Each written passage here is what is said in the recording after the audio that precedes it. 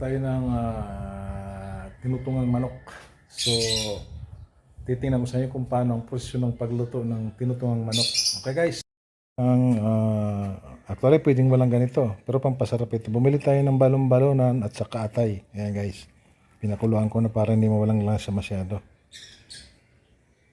Initid tayo guys dito. Ayan o. Ayan. Pinakuluan ko na ito ng isang oras. Siguro malambot na ito. So, igigisa na natin guys. Okay. Igigisa na natin. So, kaya guys, tinawag na tinutungang manok kasi ang gata sa amin guys, tinututong. Ayan guys, so sinunog ko na yan guys. Ayan o. Ayan o. Tatanggalin na lang natin yung uling kasi sunog na yung gata niyan. Ayan o. Ang gagawin nyo pa, may uling kayo, tapos ilalagay nyo sa ilalim, tapos pausukan nyo. Pag yan amoy usok na, so wala lang sa yung manok. So ito yung mga ginagawa sa probinsya sa amin sa Bicol eh. Siguro kaya naisipan nilang ganitong uling. Siguro ng mga panahon walang pampatanggalan lang sa. So okay guys, turuan ko kayo kung paano magluto. Right. So right guys, magluluto na tayo. So painitin natin ng kawali guys.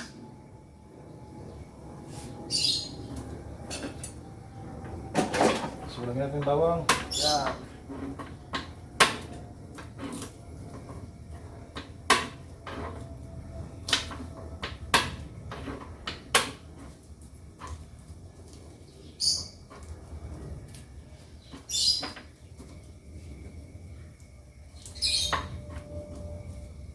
Medyo magulo yung ano natin kasi walang tao rito guys. Nasa bakasyon si Commander.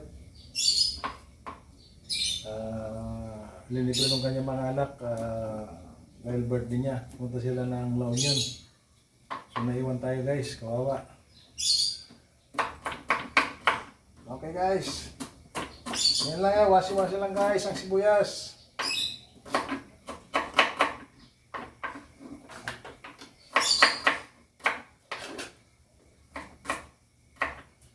So guys, pagsamahin natin yung sibuyas at saka ano. Right.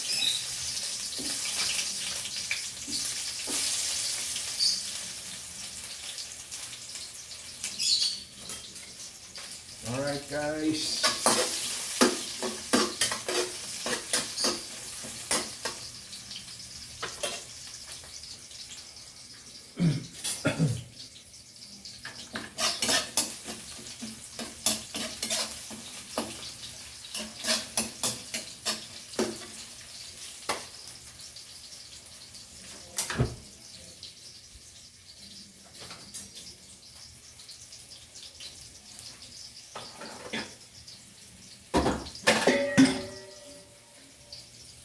Ahunin natin yung ano para mawala yung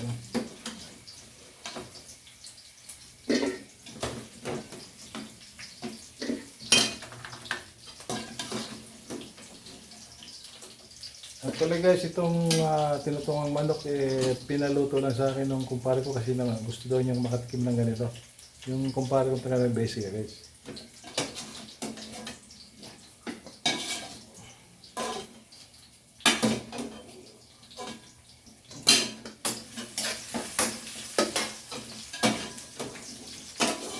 Sarap to guys kasi native.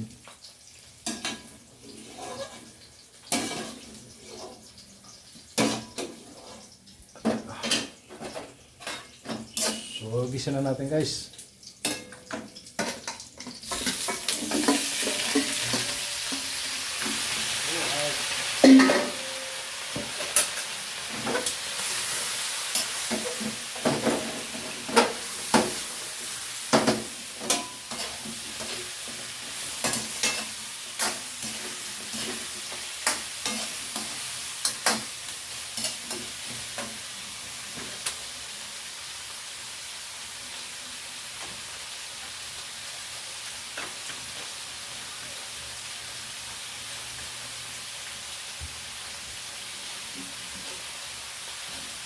Wala. Lagyan na yung patis. Alright.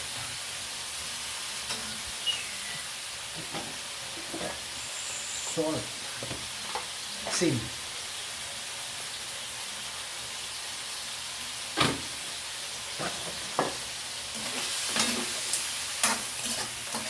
Alright.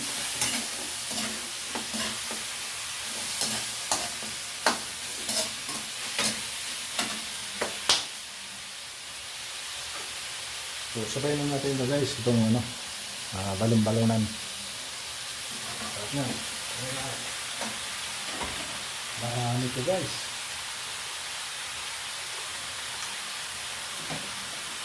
Lagi na paminta. Alright.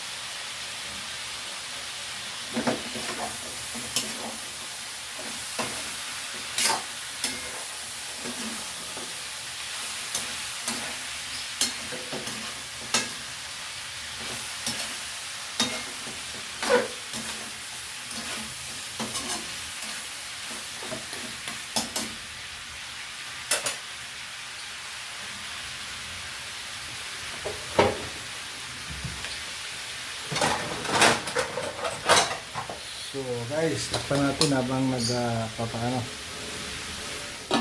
Alright.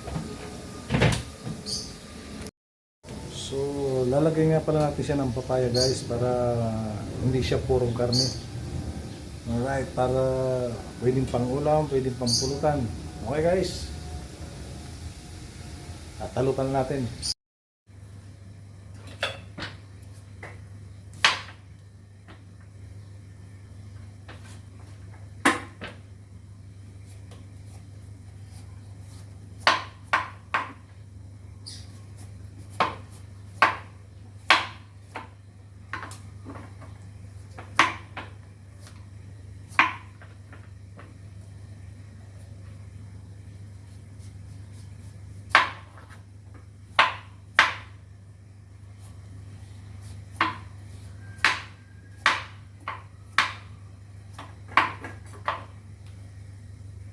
Papaya guys, papaya.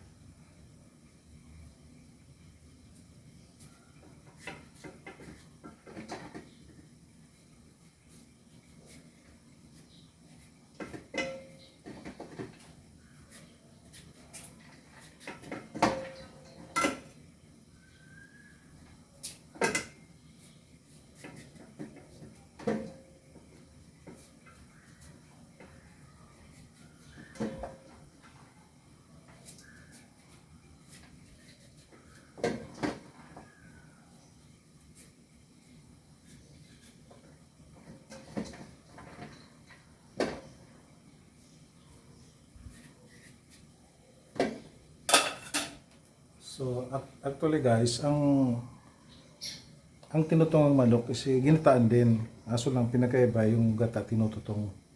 Saka sa amin lagi may gulay para hindi nakakaumay. Eh.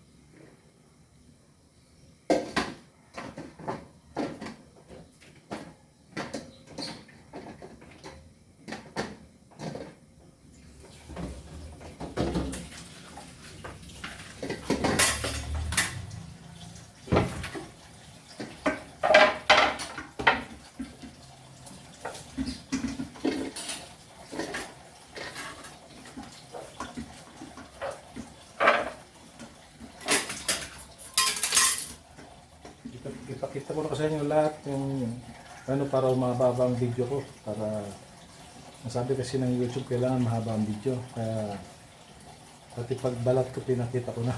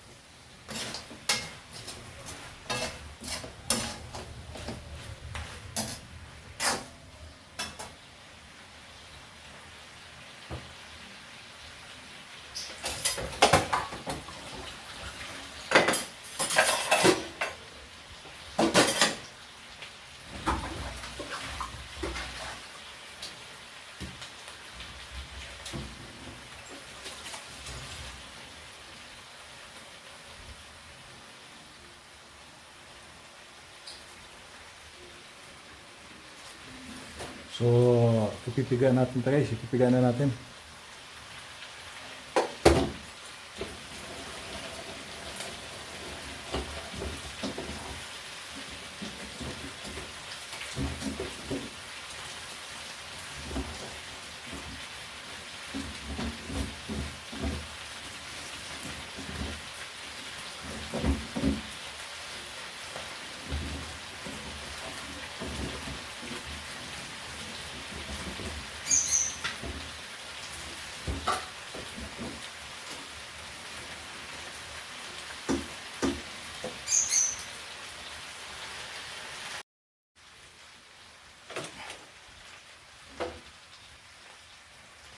At guys, lagyan natin yung gata. Guys,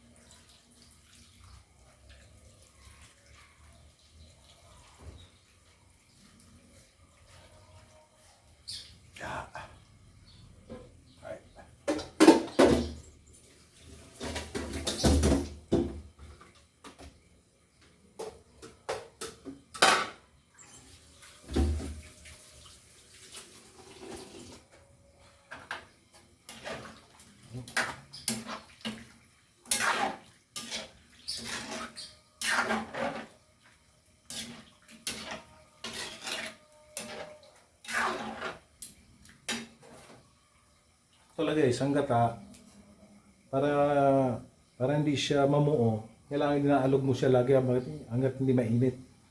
Ganun kami sa probinsya. Kasi dito kasi sa atin paglagay ng gata, namumuo siya. Hindi na kasi inaalog eh. Kaya dapat hanggat hindi siya mainit, inaalog mo siya. Ayan, ha? Para hindi siya mamuo. Kasi sayang ang gata.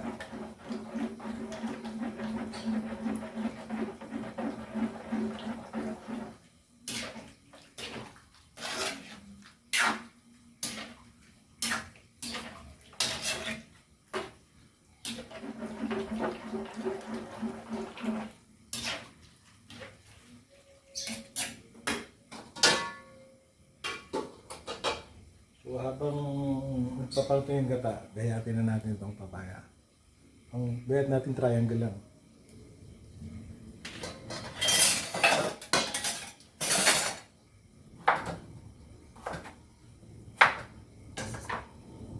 Ganito guys, ganito. Ayan, gaya mo siya. Para hindi siya madurog.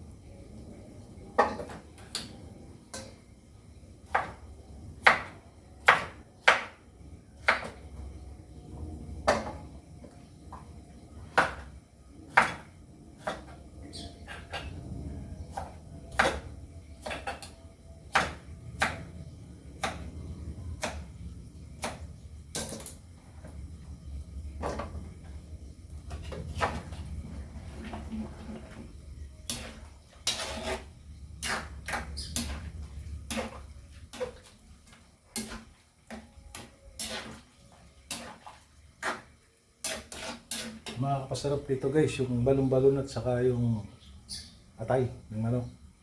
Nakakapalinam-nam siya rito.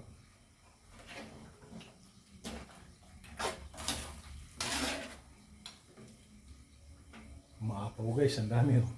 Manok pa lang yan oh.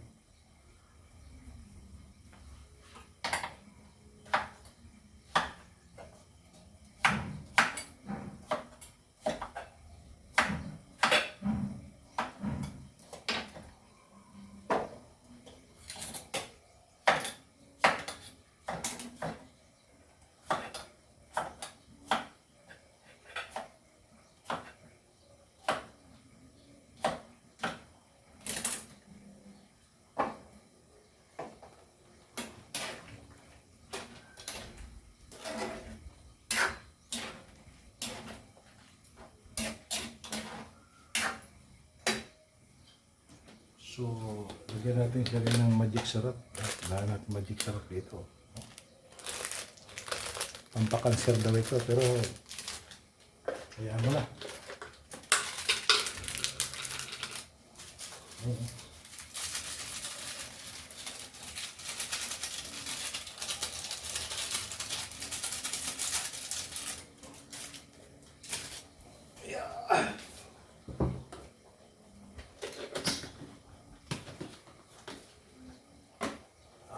Paminta.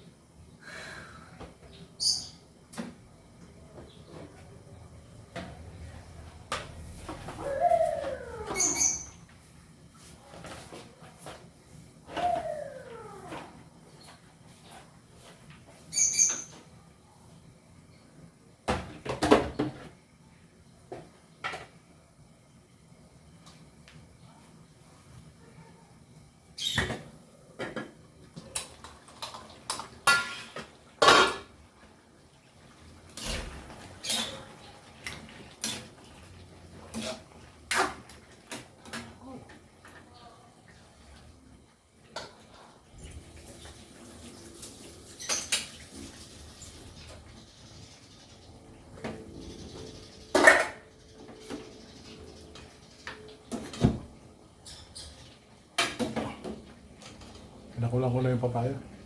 Doon sa naiwang sa bawal manok. Masarap.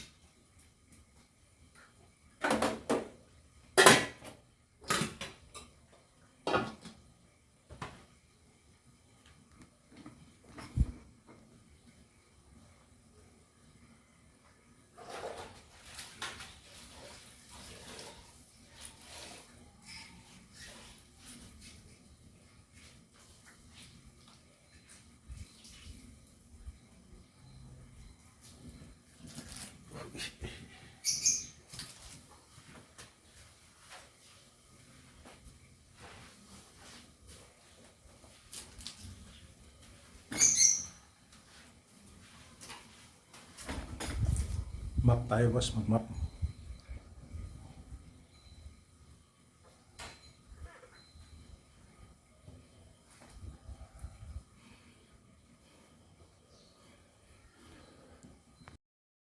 Guys, luto na guys. Oh. Yan. Alright. So, tikman natin guys. So guys, tikman natin. Ayan oh. So, konti lang kanin natin kasi re-reduce na tayo. Pero ayan guys, oh. Yeah. Tikman natin guys. Alright.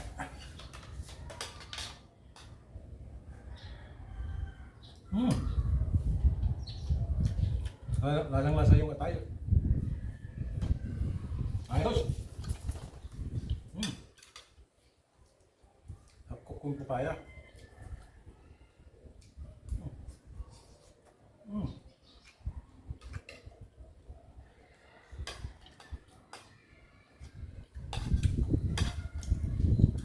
Palasa dito guys yung atay. Sarap. Native oh. Okay guys, so dito ko na magpatuloy ng vlog ko. Okay. Thank you guys sa panonood. Tawag.